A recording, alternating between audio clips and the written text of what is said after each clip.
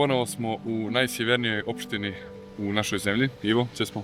Nalazimo se u Pljevljima poslije 4 godine snimanja i imamo jedan predivan produženi vikend koji je raznolik i prošaran prirodom, kulturom i ćevapima.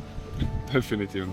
I nadamo se da će ovaj video da vas natjera da malo češće svaćate ovdje, jer čuli smo od dosta vas da nikad nisu bili u Pljevljima, što je isto malo brukica. Mi ćemo vam svakako dati nekoliko razloga zbog kojih bi trebalo da dođete.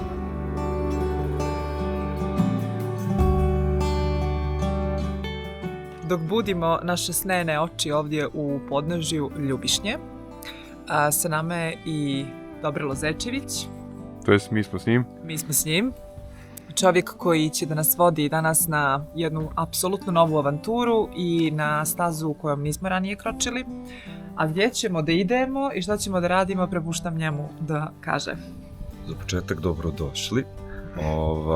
Drago mi je da ste ovdje, drago mi je da ćemo da promovišemo ovaj kraj Crne Gore. Trenutno se nalazimo u podnožju Ljubišnje, odakle kreće selo Vrba. Moja postojbina, malo se pohvalim. Krećemo iz ovih krajeva, polako ulazimo u planinu, pa ćemo danas da popenjemo vrh Dernečišta, ajde već kako se u kom udžbeniku, u kojoj knjizi naziva vrh. Vidjet ćemo i te planinarske domove gore koji su neki aktivni, neki neaktivni i vidjet ćemo, ajde da kažemo, jednu definitivno sigurno najljepšu planinu u našoj Pljevljskoj opštini. I evo nas na Trišovu poljanu, pogledajte ovo pitomina, tu smo kod planinarskog doma, od kojeg imamo i ključ.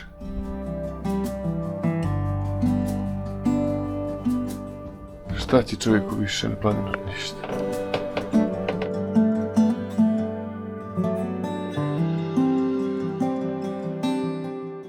Htjeli smo da dođemo do Ljubišnje. Dosta dugo. Željeli smo isto tako da budemo sa vodičem, da nađemo nekog vodiča i javili smo se vama na Instagramu, storijem i javlja se nama planinarsko-sportski klub Vitor. Evo ga ovaj čovjek iza. Evo ga. I tako smo došli u kontakt s njim. Odmah nam je sa svojim štapom i odmah nam je čovjek dao majice, gledajte ovo, i evo da snimimo i za branding. Ovo je inače staroslovensko pismo, tako da...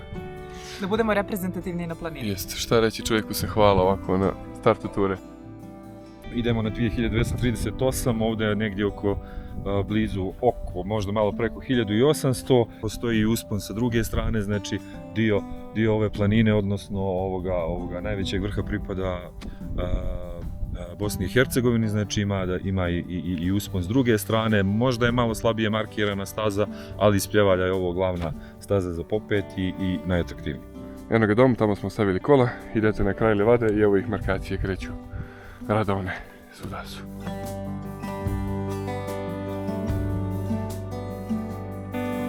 I borovnice kreću odmah, idemo, prijatno. Idemo super markiranom stazom. Šuma nije velika, zapravo smo veliki dio te bogate šume prošli makadamom, odnosno u kolima. Šuma nas je izdala, reći slobodno, jer je vruće. Idemo stazom hrabro ka vrhu. Neki oblak iznad nas koji nam ne prijeti. Neka ga. Ali bi valjalo isto malo da se prevuče preko nas, da nas zaštiti od sunca. Uglavnom, jako puno kanteriona i drugog ljekovitog bilja, borovnica i tragova divljih životinja. Sve kažeš na u šumu silnu? Silnu šumu ispred sebe, kao nekakav tepih najmekšiji. Tako je, pazite ovo. Sad mi je javio Sado, mi je spavao telefon, pa ga tražim, 200 metara još. Baš pazi stvari onako, nove planine razbijam. Gledajte vi ovo. Hvala tehnologiji.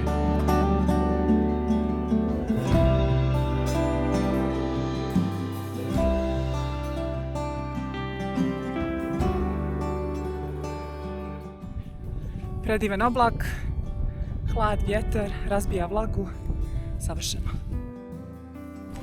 I ponovo pred vrh, Bora. Krivulja oko nas kako hoćete. I tu smo, blizu. Vidite ga. Vidi ovo, sjemenkicu unutra. Pogledajte ovo. Trika dormitor, komšija. Evo ga je vrh. Pa, hvala na turi. Kod Boriće do slobode. Pogledajte dormitor. Njegovo veličanstvo. Evo kanjona. Kanjon Drage, evo ga ovako ide kanjon Tare. Birajte. BMW, Bosna, Maglić, Bijač, Maglić, Volujak. Mala Crna Gora preko kanjona. Jeste me mala Crna Gora. Bobovo i Bobovo. Kolijevka, taj tu dio. Jelov panj, evo ga tu nadrije se kanjon Drage. Uživajte.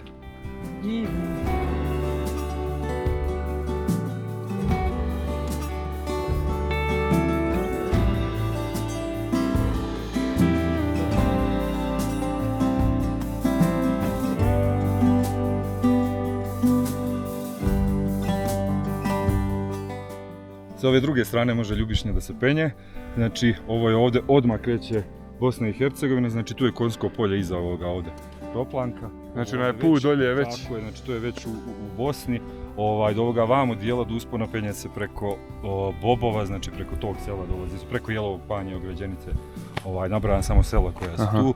Ovdje možete i vamo da izađete na Kosenicu, na Glibače, znači isto ima put od Bobova, sve se perfektno vidi.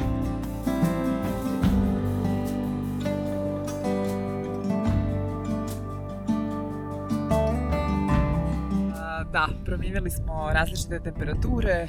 Nadmorske visine. I nadmorske Sad smo na visine. 2200 plus. Šta da vam kažem, osim da smo uživali jedna veoma lagana tura, lagan uspon, malo je bilo vlage i vrućine na početku, pa prosto to je otežavajuća okolnost, ali kroz to smo prebrodili. I pogled sa vrha je predivan zato što se pruža savršena predstava na dormitor i vrhove dormitora. Kanjon Drage i Tare. Gledajte ovo još jedan put, ako niste dovoljno puta vidjeli.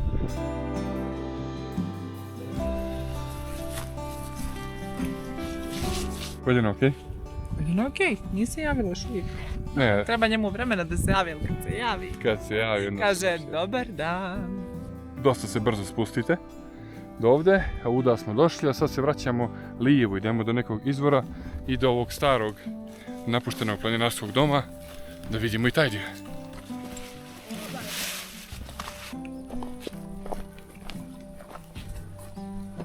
Kakav ekosistem. Sve može kad se hoće. Odmah mi reci, ovo je znači po tvom dedi, jel tako dobilo ime? Pa njemu čast, pošto je dugo provodio, dobar dio svog života proveo na Ljubišnji. Njemu čast NVO jezerac na Ljubišnji. Ovo je obnovio, što je on davno i počinio ovdje neke objekte i ovo je jedan vid planinarskog doma. Možda je malo zapušteniji nego onaj prethodni, ali u budućnosti potrudit će se makar klub da ga vratimo, da mu vratimo sjaj.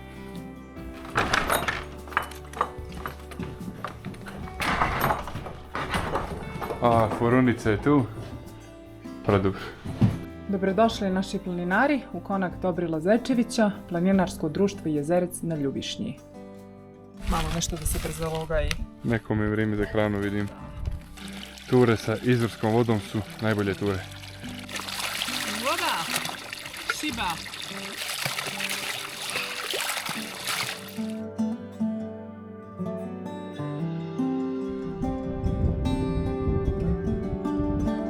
Ok, mislim da je red po sezoni da se malo kupamo. Tako je, ovo je kombinacija kupeći planinarske gaće i papuče za plažu. Sve može, sve u jednom. Sezona ljeto 2025. Ajmo na vodu.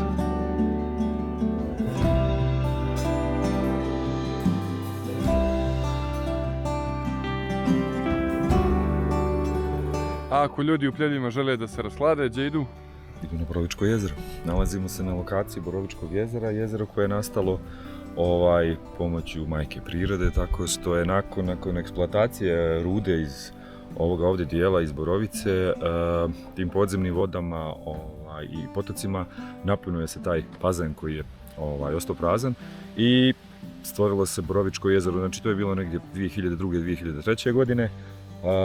Jezero je jako čisto, jako je bistra voda, jezero je protočno, znači imamo potoke koje donose vodu, imamo potoke koje odvode vodu ka vezišnici, ima dosta, tako je, znači ima dosta garancije i također veliki broj različite vrste ribe se nalazi u samom jezeru. Vjerojatno vam kupanje nije asocijacija kad vam neko spomene Pljevlja, ali ovo jezero je tako prijatno. A neki lijep miris, kao što je rekao Dobrilo, konstantno se puni novom rijekom i prazni, tako da je voda veoma čista, bistra. Još uvijek nije uređeno, što mu daje neku divlju čar. Trebalo bi ga još malo urediti, ne pretjerano. Da gledajte ovo, nekih tamo pontice, ljudi skaču, baš je prijatno. Ovo mi smo malo nešto trudili se od Bojkaškog. Naši organizuju autobuse za Priboj da se kupaju tamo. Pored Bakova. Imamo 3 rijeke i 2 jezera. Toliko vode idete da se kupate na druga mjesta? U Priboj.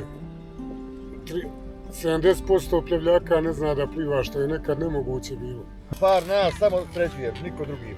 Svaka čast. Evo i port smo napravili ovo. I to je ogromna rezerva pitke vode za grad u slučaju nevolje situacije. Na 300 metara može da se priključi na gradski vodovod. Izvinjavam se, ne želim da mi ispadne ništa. Živjeli.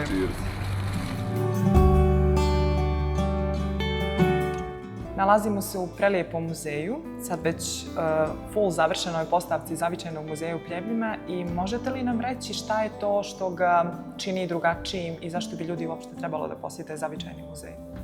Prije svega hvala vam što ste došli da posjetite naš muzej. Kao što si rekla, muzej je drugačiji od drugih muzeja po samom svom izgledu i po načinu na koji su izloženi predmeti u muzeju, također i zbog kontinuiteta same postavke. U pitanju je stalna arheološka postavka Zavičajnog muzeja, koja je 2021. godine dobila i nagradu za najbolju postavku u Crnoj Gori.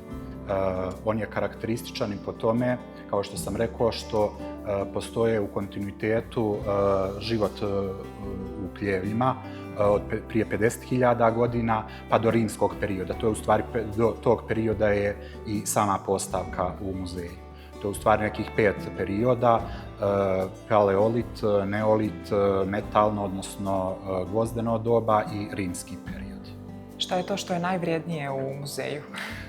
Kao što već većina sigurno ljudi zna da je u muzeju najvrijednija čaša Dijatreta.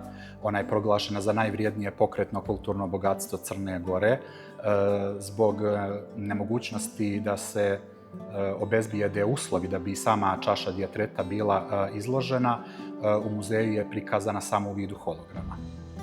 Hoće li biti prikazana za građane, za posjetioce u budućnosti? Što se tiče izlaganja same Dijatrete, muzej je sada u fazi nabavke jedne specijalizovane vitrine u kojoj bi trebalo da bude izložena Dijatreta, međutim i u tom slučaju Dijatreta neće biti izložena konstantno, odnosno stalno, već će biti određeni samo neki periodi u toku godine kada će ona biti izložena.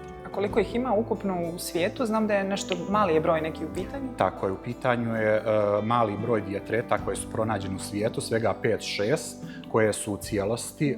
Ova naša pljevaljska Dijatreta je jedna od najočuvanijih Dijatreta i zbog toga ima i taj specijalni status i u Crnoj Gori i u našem muzeju. Znači 5-6 Dijatreta, a jedna je u Pljevljima. Ja mislim da je to dovoljan razlog da se posjeti Zavičajni muzej.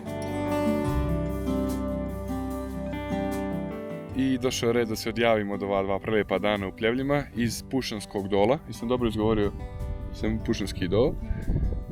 Što imamo da kažemo ima za kraj, da zahvalimo tom čovjeku pored tebe? Da zahvalimo ovom divnom čovjeku.